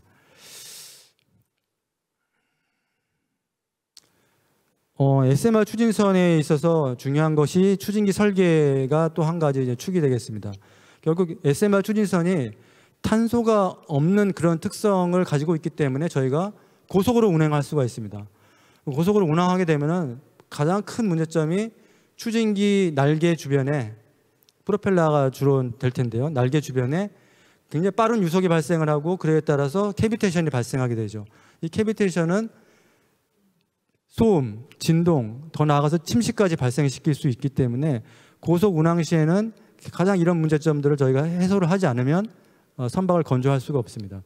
그래서 많이 알려진 캐비테이션 저감 추진기들은 펌프젯이라든지 또는 원한제 프로펠러, 그다음에 게이트 러더 시스템을 갖고 있는 프로펠러에서 이 프로펠러 주위의 압력을 좀 높여줄 수 있는 그러한 구조를 갖고 있습니다. 이런 추진기들을 저희가 고려를 해서 이제 저희 SMR 추진선에 장착을 시키기 위해서 설계를 좀 연구를 하고 있습니다. 결국에는 이 SMR, 이제 여기 뭐 다른 엔진이 들어가 있지만 SMR이라고 보시면은 SMR의 특성을 고려했을 때 이 발전부, 그 다음에 배전부, 그 다음에 추진기와 모터를 연결시키는 추진부, 이렇게 세 가지로 구성되어 있는 전기 추진 시스템을 저희가 설계를 해야 되고, 또한 이 SMR의 특성이 굉장히 좀 일반 엔진하고 좀 다릅니다. 그런 SMR의 특성과 그 다음에 특별한 그 고부하 추진기의 작동 특성을 고려해서 저희가 이 전력 계통이 굉장히 불안정해지면 안 되기 때문에 동적 또는 정적 안전성을 또 해석을 해야 됩니다. 그렇게 해석을 해서 좀 완벽한 전력 계통을 갖고 있는 제어 시스템을 저희가 개발을 해야 되고, 그다음에 추진기에서 발생하는 캐비테이션을 제대로 저희 평가하기 위해서 이미징 분석을 통해서 캐비테이션 발생량을 평가하고, 아무리 추진기를 잘 설계를 하더라도 저희가 캐비테이션을 저감시킬 수 있는 한계가 있기 때문에 그때는 이 선박 선체에서 이 반류를 제어할 수 있는 장치를 부착하게 됩니다. 그 부착을 해서 캐비테이션, 추진기에서 발생하는 캐비테이션을 저감시킬 수가 있습니다. 그 방법까지도 저희가 연구에 포함시켜서 연구를 진행하고 있습니다.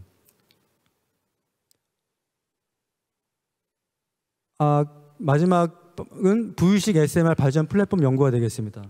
역시 그 SMR,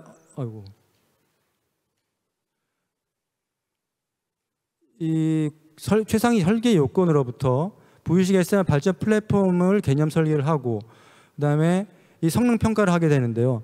이 발전 성능이 제대로 나오는지, 즉 해상에 부유식 구조물이 놓여 있는데 저희가 이게 움직이게 되죠. 해양 환경에 따라서. 그러면 이 플랫폼의 움직임에 따라서 발전 성능이 제대로 나올 것인가. 그래서 부유체와 SMR을 연계해서 해석할 수 있는 그런 능력을 저희가 연구를 하고 있고, 그다음에 이 부유식 SMR의 안전기술을 해상사고 또는 원자력 안전기준을 고려해서 안전기술을 이제 개발하고 있습니다. 더 나아가서는 확률론에 입각한 안전성 평가를 예정을 하고 있습니다. 최종적으로는 저희가 비즈니스 모델을 개발을 해서 최종적으로 성급 원칙 승인 획득까지 목표를 하고 있습니다. 아마 뭐 옵쇼 쪽에서 일하시는 분들은 잘 아시겠지만 결국 이 그 플랫폼이 어디에 위치할 것인가, 그 위치를 잘 선정을 하고 수심이라든지 환경 정보를 고려해서 그 위치를 선정을 하고, 그다음에 최상의 설계 요건을 고려해서 SMR의 최상의 설계 요건을 고려해서 이 부유식 구조물의 형상 또는 주요 재원을 저희가 결정하게 됩니다. 그에 따른 계류 시스템을 설계를 하고, 이 두 개의 시스템에 대해서 운동 성능을 수치 해석과 모형 시험을 거쳐서 저희가 이제 살펴보게 되는데요. 적절하지 않을 경우에는 이 루프를 이제 한 바퀴 더 돌고 이렇게 이터레이션을 거치게 되는데, 이러한 연구를 지금 현재 진행하고 있고, 문제는 이제 저희가 원자로가 들어오는 거에 대해서 과연 이 형상이 적절한가에 대해서 굉장히 조금 디테일하게 지금 연구를 수행하고 있습니다. 그래서 해양 환경 데이터로부터 위치를 선정을 하고, 그다음에 이 환경과 SMR의 최상위 설계 요건으로부터 발전 플랫폼의 형상을 설계하고 또 안에 구조물들을 이렇게 설계하게 됩니다. 그리고 이 원자로를 보호할 수 있는 특별한 보호 블록을 한번 설계를 저희가 연구에 넣었습니다. 연구를 하고 있고요. 그다음에 이런 원자로를 포함한 이 계통에 제대로 작동되는지 안전 해석 코드를 저희가 나름대로 이제 이용을 해야 되는데, 저 구조 손상이 왔을 때 이러한 안에 원자로라든지 계통이 제대로 작동할 것인가에 대한 연구를 이 플랫폼에서도 연구를 진행하고 있습니다. 그래서 외부 사고가 일어났을 때 이 코어 데미지, 그러니까 노심이 손상됐다. 노심이 손상돼서 그것이 방사능이 외부로 누출된다. 그리고 방사능이 누출돼 가지고 주위에 오염을 시킨다. 이렇게 세 가지 레벨로 나누어서 확률론적인 안전성 평가를 수행할 예정으로 있습니다. 이거는 굉장히 많은 원자력 쪽에서는 연구를 수행하는 내용이고요. 저희 해양 쪽에서도 이러한 유사한 연구를 진행할 예정으로 있습니다. 연구 성과 활용 방안이 되겠습니다. 그래서 저희가 결국에는 원천 기술을 좀 개발을 하자, 그리고 기술 경쟁력을 확보를 해서 앞으로 세계 시장을 선점하자. 저희가 뭐 30년대 후반, 40년대가 될지 모르겠지만은 저희가 이러한 SMR 추진선을 건조하게 될 경우에는 저희 나라에서 먼저 건조를 하고, 그래서 조선 시장을 저희가 먼저 선점을 하는 거죠. 중국이나 유럽이 따라올 수 없을 정도의 저희 기술을 좀 확보를 해야 되겠다. 저희 나라가 그렇게 좀 진행을 했으면 좋겠다는 그 희망을 갖고 있습니다. 그리고 이 독자적인 원천 기술 확보로 해양용 SMR 관련 국제 규제 기준 또는 지침 개발에 적극 참여를 해서 저희 나라가 이제 후발주자가 되는 것이 아니라 좀 먼저 선제적으로 이끌어가는 그런 기술을 개발을 하자. 그다음에 추진기 분야는 이 고속성, 은밀성이 요구되는 선박 추진기로 저희가 활용이 가능할 거라고 예상이 되고요. 또 해양 플랜트 분야에서는 앞서서 그림에서 보여드린 것처럼 국내외 중소규모 섬에 대한 전력 공급 모델을 개발을 하고 또한 이 양산되는 전기를 저희가 친환경 연료 암모니아나 메탄올 생산에 활용하는 방법에 대한 그 비즈니스 모델을 개발 중에 있습니다.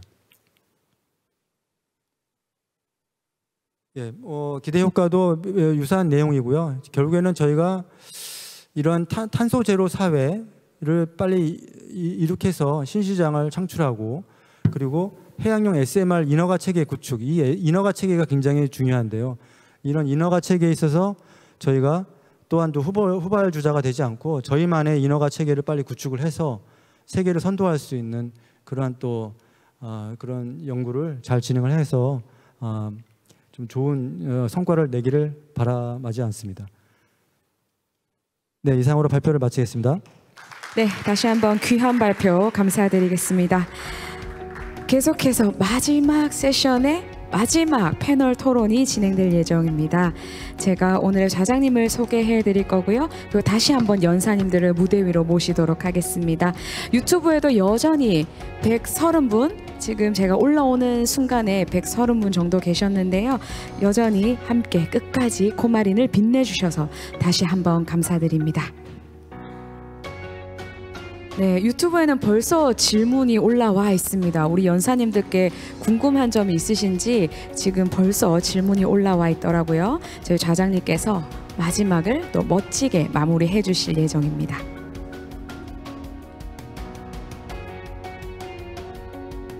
네, 이제 좌장님의 연단이 준비되고 있습니다.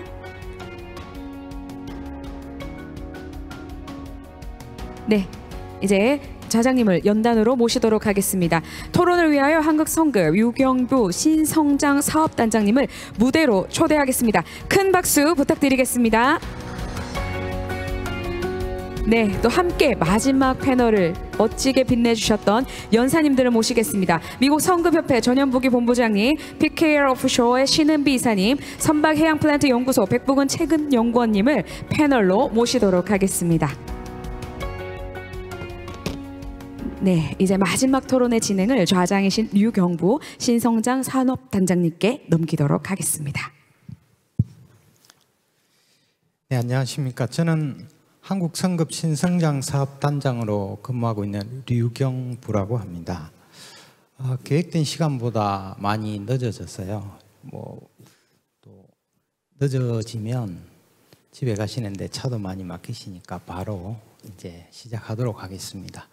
그러면 우선 유튜브 쪽에서도 많이 질문이 들어오셨다고 하셨는데 우선 플로어에 계신 분들 질문을 먼저 받고 시간이 되면 그 유튜브에 나온 질문을 받도록 하겠습니다. 질문 있으신 분 손을 들어주시면 네.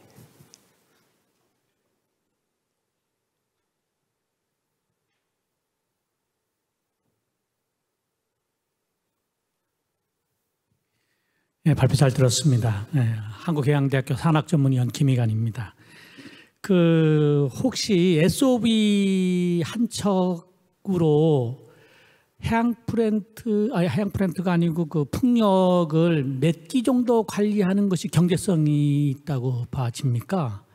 그러니까 굉장히 좋은데 몇 기 안 되는 것 가지고 또 안 할 수도 없고 그러면 최소한 몇 기 이상을 관리하는 것 자체가 효율적인가, 경제성이 있는가라고 하는 것하고요.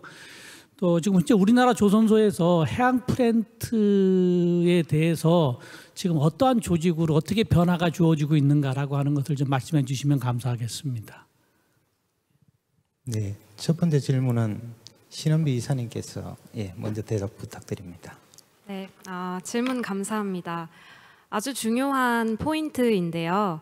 제 발표 중에 말씀드렸던 해상풍력의 경우 그 발전 단가 LCOE가 하락하는 이유 중에 하나가 해상풍력 단지들이 집적화, 클러스터화 되면서 이 유지 보수에 필요한 선박들을 여러 개의 풍력 단지가 같이 공유할 수 있게 되면서 그 발전 단가가 많이 하락한 케이스가 있는데요.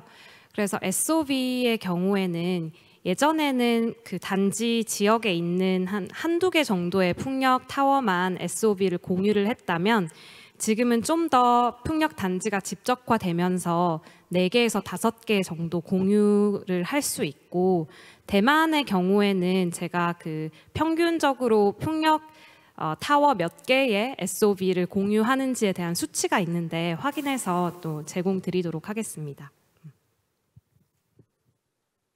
두 번째는 그러면 본부장님께서 예. 네.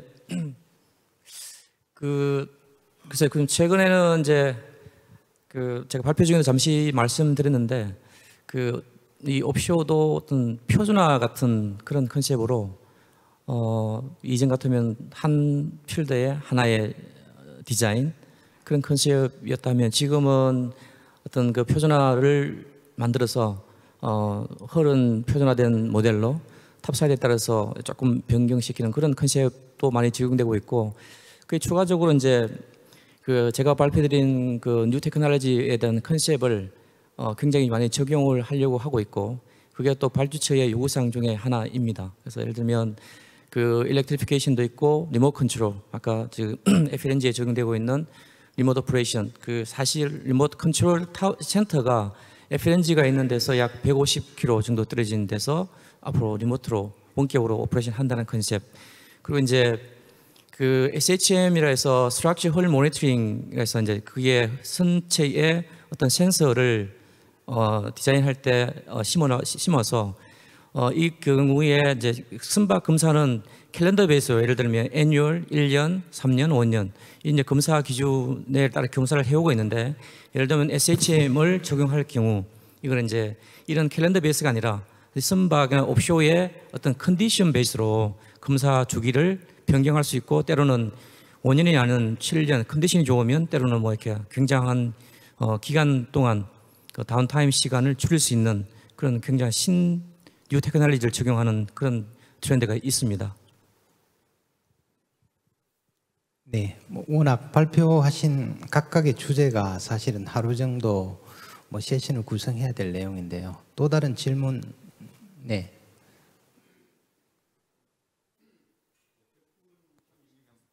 예, 백북은 책임영역에 말씀 좀 질문드리겠습니다. 그 원자력 관련해서 아까 소개를 좀 하셨는데, 그 일본에서도 이미 오래전부터 검토를 했고 그죠, 다 했잖아요, 그죠? 우리 한국에도 그때 그 한진해운에서 있잖아요. 한 5, 6년 전에 원자력 추진선을 검토를 하시더라고요. 그때 제가 현대중공업에 근무할 때인데, 그때 관계자분이 저를 불러서 한번 와봐라 하면 자기네들이 검토를 이렇게 하고 있다 하면서 저보고 어떤 의견을 묻고 했던 일이 좀 있었거든요. 한번 참고적으로 해보면 좋겠다 생각이 들고요. 저는 이제 가장 그 원자력 추진선이 이제 우리 일반 시민들한테 받아들이기 어려운 것 중에 하나가 안전 문제 아니겠습니까? 그죠? 원자력에 대한 안전, 그다음에 해양 오염에 대한 안전인데, 아까 거기에 보니까 그 객백도 뭐 어떻게 그런 방지할 목적으로 설치를 한다고 하셨는데, 검토하실 때 그런 것도 좀 생각해봐야 될 것 같은 생각이 들어요. 그때 일본에서 건조한 그 컨테이너선인데, 그것이 이제 그 인도만을 가다가 그게 반으로 잘라졌어요. 잘라져 그 배가 이제 침몰했거든요. 그 결과 잘라진 거니까 뭐 선수 선미가 다 깔아앉았죠, 인도양에. 뭐 그런 경우가 있을 수 있다는 거죠. 그럼 그럴 경우에는 만약에 어떤 식으로 해서 그런 해양 오염을 방지할 거고 거기에 있는 사람들을 방지할 할 수 있는 그런까지도 검토를 해야 되지 않겠느냐, 그런 생각이 좀 들어서 저 의견을 좀 제시해봤습니다. 감사합니다. 예, 말씀하신 그 의견들을 저희 팀에서도 좀 이렇게 의견들을 좀 나눈 바가 있고요. 또 원자력 연구원에서도 그 부분들을 같이 좀 고민을 하고 있습니다. 그래서 저희 그 MSR이라는 그 용융염 원자로의 경우에는 그 액체 금속이기 때문에 그게 이제 물이나 공기 중에 노출됐을 경우에는 이제 금속화돼서 딱딱하게 이제 변하게 됩니다. 그래서 저희가 이제 급하게 그렇게 침몰할 경우에는 아예 물이 빨리 들어가게 해서 그 방사능 물질들이 조금 이제 덜 누출될 수 있도록 저희가 아예 물에 빨리 잠그게 한다든지 여러 가지 방법을 좀 찾아가고 있습니다. 그것들은 어떻게 보면은 선박 구행 내의 어떤 그 장비라든지 어떤 그 격벽이라든지 이런 것들의 시스템을 잘 꾸며내면은 저희가 침몰이라든지 여러 가지 그 비상 사태에 대해서 저희가 방사능이 빨리 많이 누출되지 않고 저희가 최소화할 수 있는 그런 그 원자로 주변의 개통 또한 그 주변의 시스템들을 선박에도 저희가 이제 마련하기 위해서 같이 좀 머리를 맞대고 좀 연구를 하고 있습니다. 그래서 좀 감안해서 저희가 연구를 하도록 하겠습니다. 예. 답변 감사드립니다. 저 뒤쪽에 질문. 네. 한라 IMS의 장동식입니다. 그리스도의 백부건 책임 연구원께 질문드리겠습니다. 지금 저희들이 그 탄소 중립을 달성하기 위해서는 그 어딥니까 이 퓨얼이 절대적으로 필요한데 지금 저희 나라는 뭐 지리적인 그 사정으로 해가지고 풍력이나 태양광으로 그 전력을 생산하기에는 상당히 불리한 위치에 있습니다. 그래서 지금 그 대안으로 보게 되면은 SMR이 상당히 유력하지 않나 이렇게 좀 생각을 하고 있습니다. 근데 아까 전에도 뭐 발표 자리에서도 설명하셨지만은 안정성이 상당히 이제 중요한 부분인데 이 안정성을 그 확보하는 방법 중에 있어서 이 어디입니까 위험 반경 구역이 도대체 얼마 정도 되는 건지, 그 다음에 그 우리 선박이라는 게 항상 일정한 그 전력이 필요한 게 아닙니다. 우리가 빨리 갈 때는 많은 그 전력이 필요하지만은 또 어떤 사정에 의해서 천천히 갈 때는 그 전력이 작게 필요합니다. 그때는 또 부하 조절이 가능해야 되는데 과연 부하 조절이 가능한지 이 부분을 좀 여쭤보고 싶습니다. 네, 그 부하 조절 측면에서 먼저 말씀을 드리면은 저희가 일단 지금 현재 개발 중인 그 내용은 그 15,000 TU 컨테이너선이 약 한 75메가와트 정도 추진 동력만 따지면 한 60메가와트 정도 저희가 지금 계산을 했습니다. 그래서 그 정도에 맞는 원자로를 좀 개발을 하고 있습니다.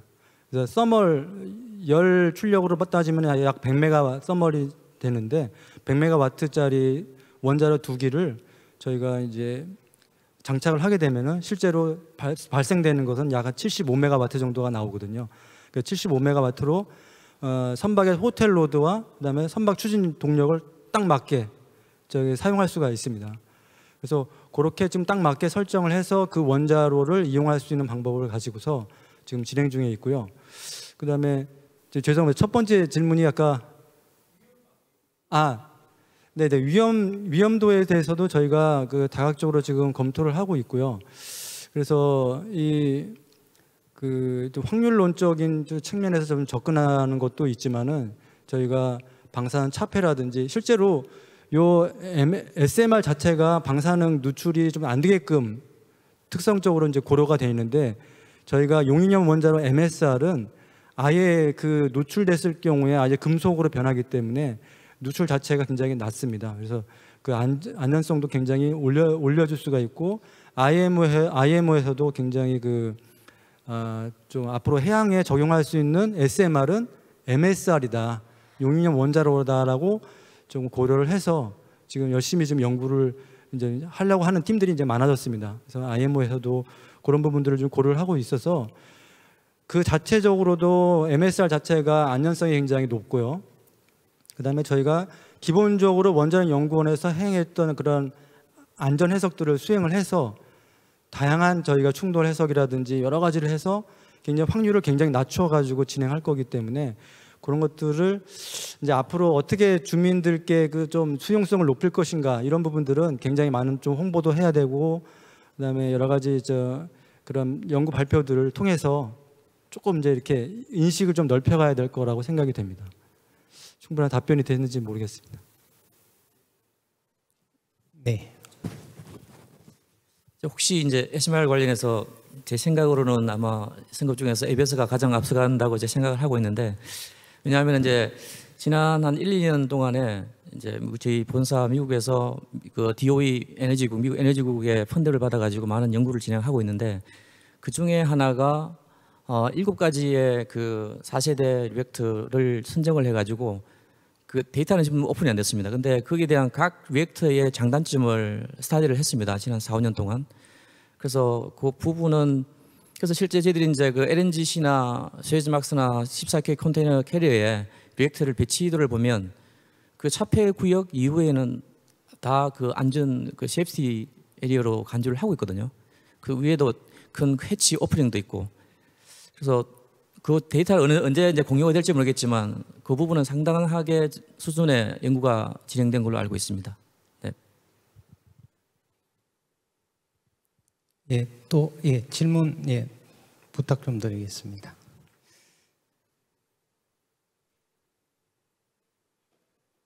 예.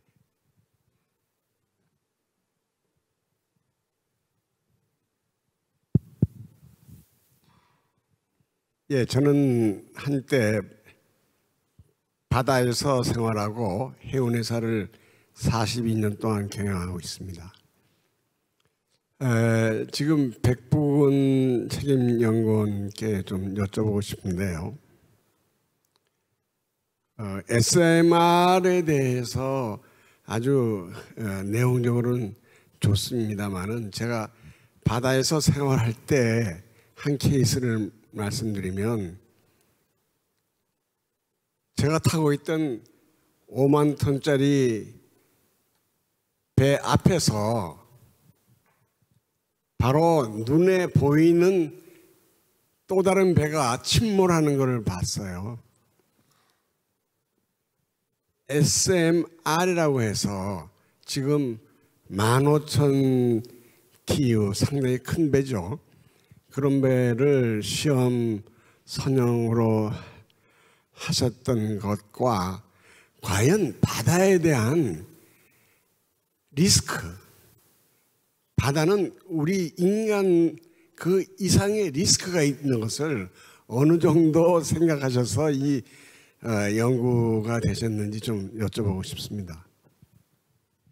예, 그 말씀하신 부분들은 저희가 앞으로도 계속적으로 좀 저희가 추구해 나가야 될 연구 방향이라고 생각을 합니다. 그리고 저희 기본 사업 내에는 그 내용들이 좀 포함은 안 돼 있지만은 저희가 차기 기획을 지금 하고 있는데 그 기획 내용에는 지금 해양 환경에 따른 안전성 평가, 그러니까 해양 환경이 굉장히 다양하게 변화하는데 말씀하신 것처럼 또한 외부 충돌이나 뭐 선박의 충돌도 있지만은 그 드론이라든지 미사일이라든지 이런 충돌도 있을 수 있습니다. 그래서 그런 것들에 대해서도 다각적으로 저희 검토를 해서 그런 것들을 안전성 평가를 충분히 수행을 해서 안전성을 확보한 그런 반응로를 지금 설계를 하고 그렇게 좀 가져가려고 노력을 하고 있습니다. 말씀하신 부분들을 저희가 지금 다 충족을 시킬 수는 없지만은 제 생각으로는 어차피 저희 나라에서 조금 창의적으로 무언가 이런 걸 개발을 하고 조선업의 미래를 위해서 준비를 해야 될 때라고 생각이 됩니다. 지금 앞에 서서 많은 발표들이 있었지만 그 발표들에 있어서는 현재 상황에서 누가 경쟁적으로 뭔가 앞서가고 이런 내용들이 좀 많았는데요. 저희는 선제적으로 10년 또는 15년, 20년을 앞서서 미래의 조선을 생각을 해서 이런 부분들을 조금 연구를 시작을 해야 지금 말씀하신 부분들도 그 기간 안에 저희가 좀 충족시킬 수 있도록 좀 다양한 부분들을 좀 고려해서 그 연구를 할 수 있다고 생각이 됩니다. 그래서 앞으로 좀 많은 좀 조언 좀 부탁드리겠습니다. 네, 이 SMR 관련해서 최근에 이제 기사를 보셔서 아시겠지만 그 영국 런던에 사무국을 두고 있는 그 니모라는 해상 원자력 에너지 협의 기구라는 것이 만들어졌습니다. 그리고 여기에는 HD 현대가 그 미국의 테라파워나 뭐 웨스팅하우스 이런 조직과 함께 지금 참여를 하고 있습니다. 그래서 그 니모의 가장 주된 이제 일이랄까요? 그게 그 규제를 이제 국제적으로 적용될 규제를 이제 만드는 그런 작업을 하게 되겠는데요. 요와 관련해서 제가 좀 그 백부건 책임연구원님께 드리고 싶은 질문이 실제 육상에서 원자력 발전기를 실제 그 이제 만들어서 운전을 하려고 하면 상당히 복잡한 그런 인허가 절차가 필요하지 않습니까? 그럼 이제 이런 부분이 실제 SMR을 추진력으로 사용하는 선박의 경우에는 어떤 식으로 과연 해결될 수 있을까? 적용 절차가 어떤 과정으로 이제 적용이 돼야 될까? 여기에 대해서 답변 좀. 굉장히 어려운 질문을 주셨는데요. 그 부분들은 지금 현재도 한국원자력연구원, 그다음에 원자력안전기술원, 그리고 한국성급, 더 나아가서 이제 ABS하고도 같이 협력을 하고 있는데, 일단은 현재로서는 저희가 선박 자체에 대해서는 이제 성급 기준에 따라서 저희가 지금 추진을 하고 있고, 다만 원자로와 원자로 개통이 만약에 들어갈 경우에는 그 부분은 원자력안전기술원에서 킨스에서 그 부분을 조금 담당을 하고, 그러나 그 모든 것들을 총체적으로 저희가 관장하는 기관은 최종적으로는 해양수산부거든요. 그래서 해양수산부하고도 연결이 돼 있기 때문에 앞으로 이런 인허가 체계를 다각적으로 좀 공부하고, 지금 킨스도 아직 공부가 덜 된 상태고 저희도 막 시작한 상태고, 그래서 공부를 하면서 그런 인허가 체계와 규정들을 조금씩 만들어 가면서 서로 이제 어느 정도 이제 지식이 쌓였을 때 과연 어떻게 가는 것이 좋을까, 이런 규정이나 규제들이 나올 수 있을 거라고 생각이 됩니다. 그래서 앞으로 시간이 좀 더 필요하다고 생각이 되고요. 10년 후 정도 되면은 어느 정도 저희 뭐 한국성급, 그다음에 킨스 협력 관계가 굉장히 잘 협력이 돼서 뭔가 좀 좋은 결과물이 나오지 않을까 그렇게 예상을 하고 있습니다. 시간 그러시죠. 죄송합니다. 왜냐하면 이제 최근에 제가 이 SMR 관련해서도 좀 특히 일본에서 발표를 하고 조금 하고 있어서 가지고 이제 승급의 역할이 이런 부분이 굉장히 중요한 게, 이런 불확실성, 그 염려하시는 이런 세프티 관련 이런 부분에 해소한 부분이 승급입니다. 그래서 저희들이 그에 해당하는 규정도 만들고, 특히 이제 이 리액터 같은 경우는 지금 존재하는 게 IMO 491, 그다음에 솔라스 챕터 8, 뭐 1980년대에 나온 경수로에만 해당되는 그런 부분이 있는데, 현재에서는 이 4세대에 적용하는 규정이 없기 때문에 이제 저희 같은 경우는 그 NTQ라는 이제 뉴 테크놀리 퀄리피케이션이라는 프로그램을 만들어 가지고 거기에 이 리액터의 어떤 세이프티 안전에 대한 거를 지금 인정을 하고 있습니다. 예를 들면 1594 그 CMSR을 저희 NTQ 프로세스에 올려가지고 지금 오랜 기간 동안 안전에 대한 인정 절차를 거치고 있고요. 그리고 이제 10월달에 저희들이 또 관련된 규정을 좀 발간했는데, 그래서 이제 이런 부분은 승급의 역할이 굉장히 중요한 것 같습니다. 그죠? 네, 저도 말씀하신 그 시보그사하고 뭐 저도 미팅을 하고 이렇게 했었는데요. 그 가운데 앉아 계신 신은비 이사님한테 좀 질문이 오늘 적으신 것 같아요. 그래서 제가 한 가지 좀 질문을 드리고 싶은데, 실제 한국에서 해상 풍력이 그 설치되는 상황을 보면 상당히 좀 지지부진하거든요. 여러 가지 이유가 있겠지만 이런 병목 현상의 가장 주된 원인은 뭐라고 생각하십니까? 지금 단계에서는 아무래도 규제와 인허가가 가장 큰 병목 현상으로 볼 수 있는데요. 저희가 예전에 뭐 철강 산업이나 이런 중공업이 개발될 때는 국가 주도 경쟁 산업군으로 이제 지정을 하고 그 산업 지역을 이제 정부 주도로 입지를 하는 그런 절차들을 통해서 빠르게 개발이 진행이 됐었습니다. 하지만 지금 해상풍력의 경우에는 잠깐 말씀드린 고도에 대한 제한도 있고, 그리고 입지 해수면 어떤 곳에 입지를 해야 할지 그런 부분에 대한 강력한 리더십이 좀 부족한 상황으로 보여지고 있습니다. 그래서 개발이 빨리 진행된 국가들을 보면 규제나 인허가 관련된 원스톱 솔루션을 가진 국가들이 많이 있고요. 또 어떤 지역에 개발을 해야 할지는 이 민간 개발사들에게 던져두는 상황이 아니라 정부 주도로 이 구역에서 해상풍력 개발을 하십시오라고 정부 주도의 입지 계획을 진행을 하고 있는데요. 가까운 예로 대만에서도 그런 방식으로 해상 풍력을 빠르게 개발해 올 수 있었던 것 같습니다. 그런데 한국은 아직까지는 그런 돌파구가 없었지만 작년부터 이제 해상 풍력 개발 촉진법, 해풍법이라고 해서 여야 둘 다 이제 개발의 속도를 내야 한다는 필요성에 공감을 해서 이런 취지의 법안들이 발의가 되고 있고 또 조만간 통과가 되지 않겠나 하고 업계에서는 전망을 하고 있습니다. 이 부분은 의지만 확실히 있으면 충분히 개선할 수 있는 상황이어서 업계에서는 긍정적으로 보고 있는 상황입니다. 네, 감사합니다. 혹시 질문? 네.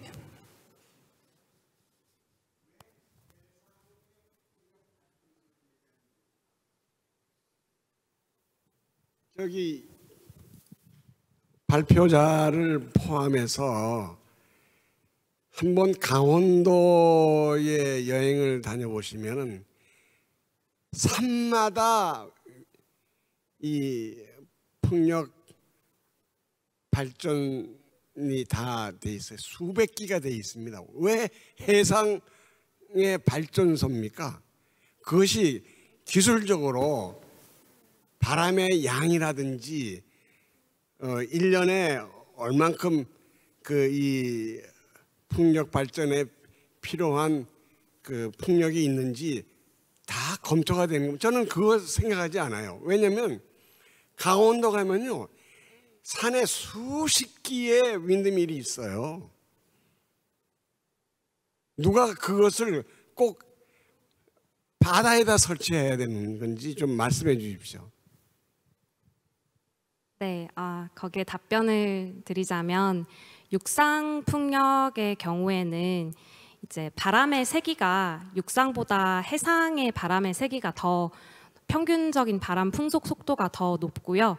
그리고 풍력 터빈은 그 효율이 가장 중요한 그 발전 원가의 요소인데 육상의 경우에는 바람이 간헐적으로 부는 경향이 더 많이 있습니다.